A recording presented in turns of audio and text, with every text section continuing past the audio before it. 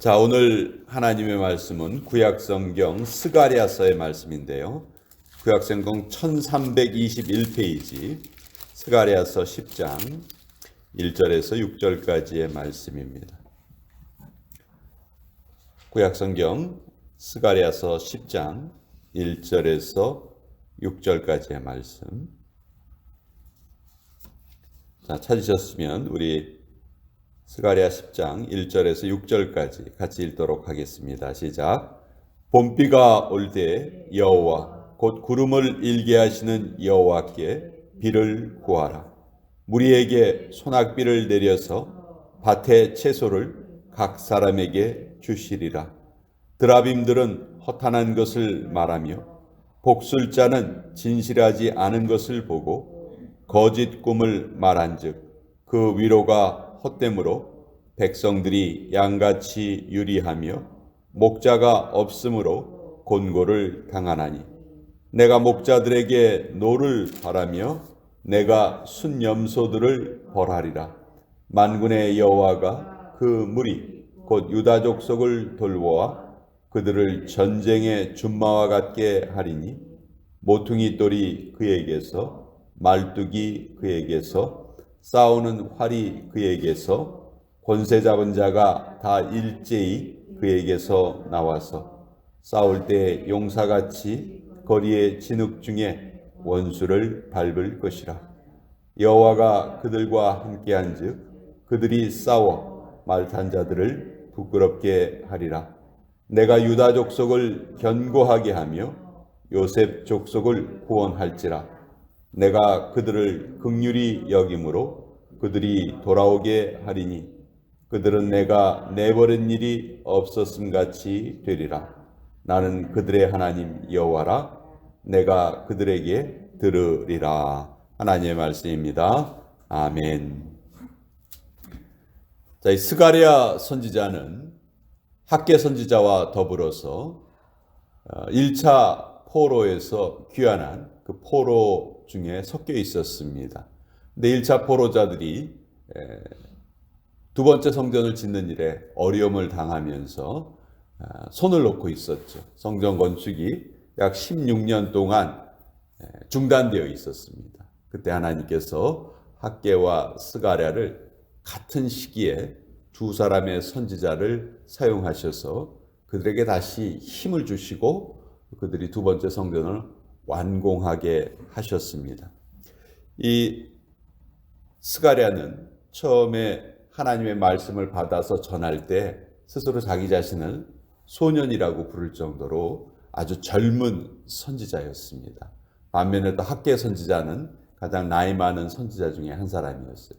하나님께서 동시에 젊은 선지자와 또 나이 많은 선지자를 함께 사용하셔서 유다 백성들, 특별히 그 포로에서 돌아온 자들을 영적으로 깨워주시고 또 그들에게 격려의 말씀을 주시는 내용이 스가랴서 전체의 내용입니다. 오늘 우리가 읽은 10장의 말씀도 하나님께서 다시 한번 내가 너희와 함께 하겠다. 너희가 비록 지금 약한 것처럼 보이지만 나와 함께 하면 너희는 강해질 것이고 또 궁극적으로 이 땅을 구원할 메시아가 유다 족속을 통해서 나오게 할 것이다 하는 그 약속의 말씀이 잘 적혀 있는 내용이 스가랴서 10장의 말씀입니다. 자, 오늘 우리가 이렇게 어두운데, 밖에 어두운데 지금 이 안이 밝죠. 그 이유는 이 전구들이 있기 때문에 그렇습니다. 근데 이 전구들이 자기 혼자 열심히 일을 하면 얘가 이렇게 밝아질까요? 그렇지 않습니다. 전구가 아무리 열심히 일을 해도 발전소에서 전기를 받지 못하면 전구는 아무런 일을 할 수가 없습니다. 우리 성도의 삶이 똑같습니다. 우리가 혼자 아무리 열심히 일을 해도 아무것도 영적으로 이루지 못합니다. 우리 능력의 원천은 여호와 하나님이시고 우리가 그 하나님과 연결되어 있을 때에만 그 능력을 발휘할 수 있는 것이죠. 이런 것을 우리가 알고 오늘 말씀을 읽으면 이 말씀이 무엇을 의미하는가 하는 것을 더 잘 알 수 있습니다. 2절에 보면 드라빔들은 허탄한 것을 말하며 복술자는 진실하지 않은 것을 본다. 이렇게 돼 있죠. 여기에 나오는 드라빔, 복술자 다 하나님을 믿는 신앙과 반대되는 것이죠. 특별히 드라빔은 성경에 몇 차례 등장을 하는데 야곱이 그 외삼촌 집에 있다가 이제 다시 돌아오잖아요. 돌아올 때 야곱의 아내 중에 하나였던 라헬이 그 자기 아버지한테 뭘 몰래 훔쳐가지고 오냐면 드라빔을 훔쳐가지고 와요. 그것 때문에 외삼촌이 막 쫓아와가지고 뭐 그것을 찾고 막 이러죠. 도대체 드라빔이 뭐길래 그런 소동이 벌어졌나? 드라빔은 각 가정마다 그 유대인들이 섬기던 일종의 조그마한 우상이었어요. 모양이 사람의 반신상처럼 이렇게 되어 있습니다. 사람 얼굴하고 배만 있는 모양의 그런 조그마한 우상이에요. 그러니까 이것을 각 가정의 수호신으로 섬겼던 것이죠. 그러니까 하나님을 섬기지 않는 어떤 그 잘못된 믿음의 아주 대표적인 모습이 드라빔이었어요. 근데 그 드라빔은 허탄한 것을 말한다. 드라빔이 생각해 보세요.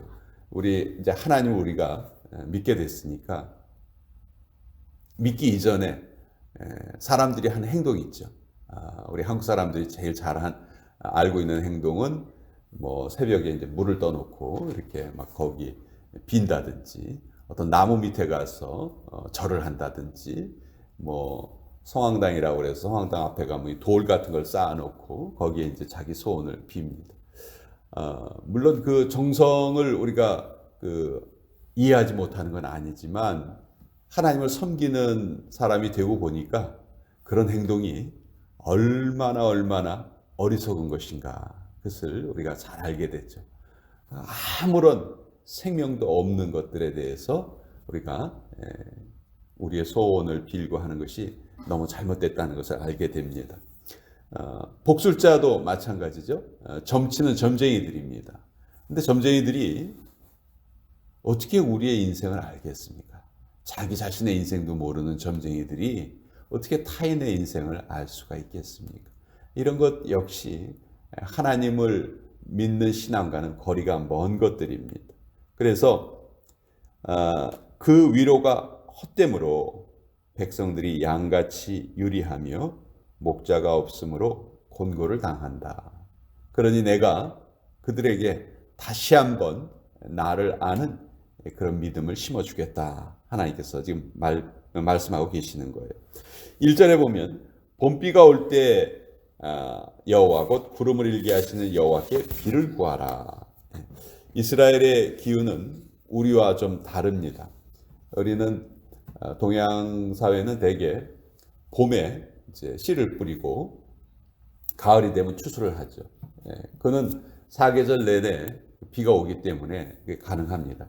근데 이스라엘 같은 나라는 비가 오는 기간과 비가 오지 않는 기간이 딱 나누어져 있어요. 그러니까 비가 오지 않는 기간에는 아무리 씨를 뿌려봐야 아무런 수확을 거둘 수가 없는 것이죠. 그래서 비가 올 때에 맞춰서 씨를 뿌리고 비가 거의 다 그쳐갈 즈음에 돼서 수확을 다 해야 합니다. 그것이 이제 우리와 좀 농사 방법이 다른 건데 비가 언제 내리기 시작하면 우리가 쓰는 달력으로 보면 10월 달 정도, 9월 말에서 10월 초에 이제 비가 내려요. 그리고 그 비가 내리기 시작을 해서 언제까지 내리냐 하면 3월에서 4월 정도까지 내립니다. 근데 그때 맨 처음에 내리는 비가 내려야지만 딱딱하게 건기 동안 딱딱하게 굳어있던 땅이 부드러워집니다. 그래야 씨를 뿌릴 수가 있어요. 그 비를 이른비라 이렇게 불러요. 이른비. 근데 이 이른비는 보통 우리는 이른비 하면 봄비라고 생각하기 쉽지만 사실 계절로 보면 가을비인 거죠. 그리고 한 3월이나 4월 달쯤 돼서 곡식을 수확하기 직전에 또 마지막 열매를 맺을 수 있는 비가 내려야 됩니다. 이것을 늦은 비라고도 부르고 또 성경에서는 봄비라고 불러요. 근데 이른 비도 물론 중요하지만 이 늦은 비야말로 더 중요합니다. 농사를 잘 지어왔는데 마지막에 비가 내리지 않아서 열매가 맺히지 못한다면 얼마나 허망하겠습니까? 농사 지은 게 다 헛수고가 되는 것이죠. 그래서 이스라엘 사람들에게 봄비는 너무너무 중요한, 소중한 하나님의 은혜였는데 그 은혜를 하나님께 구하여라. 자, 왜 이것을 하나님께 구하여라 이렇게 말씀하고 계시냐? 사실 이것은요, 유다 백성들을 꾸짖는 말씀이에요. 유다 백성들의 죄를 다시 한번 상기시키고 있어요. 유다 백성들은 비를 내려주는 신을 누구라고 생각했냐면 바알이라고 생각했거든요. 바알이 농경의 신이고 바알이 은혜를 베풀어야 비가 내린다. 이렇게 잘못 생각을 했던 것이죠. 왜냐하면 그것이 가나안 사람들의 잘못된 믿음이었는데 그 가나안 사람들의 믿음에 이스라엘 백성들이 그러니까 동화가 되고 말았던 거예요. 그것 때문에 하나님이 또 벌을 내리셨고, 그래서 오늘 1절에 봄비가 올 때 여호와께 구하여라. 이제 다른 것을 찾아서 과거와 같이 징계를 받지 말고 이제 올바른 믿음을 가지고 나에게 구하라. 네. 그래서 하나님께서 1절에 이렇게 말씀을 하십니다. 비를 내려주셔야 되는데 하나님이 혹시 잊지 않으셨을까? 그렇게 알람을 보내라. 그런 의미가 절대로 아니고요. 사실 우리가 무엇이 필요한가 구하기 전에 하나님은 그것을 다 알고 계신다고 했죠.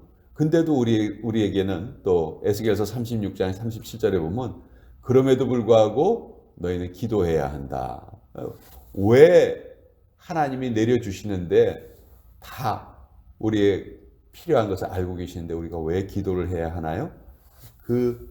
그것을 모두 이루어 주시는 분이 하나님이라는 것을 우리가 잊지 말라는 거죠. 그래서 우리가 기도하는 것은 모든 능력의 원천이 하나님이시다 하는 것을 다시 한번 고백하는 거예요. 그렇기 때문에 기도가 자기 부인이 되는 것이죠.